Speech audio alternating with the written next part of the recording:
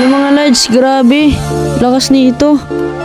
Nakalaban ko, mythical honor, 3 star, tingnan yung stone niya, grabe, 659 win rate, boy, grabe, boy. Tingnan mo kinakabahan ako dito, boy.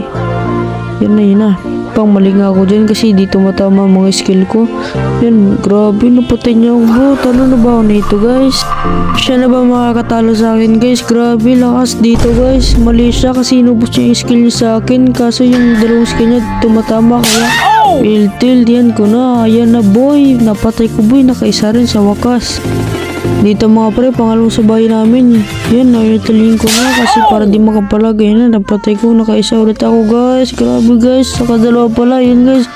Grabe, guys. Ang lakas ng damage. Aray ko. Hingitig na ako dyan kasi kung sino makakatalo, guys. Siya panalo, guys. Dito, guys. Naunahan niya ako, guys. Matalo na ba ako nito? Ayan, guys. Oh.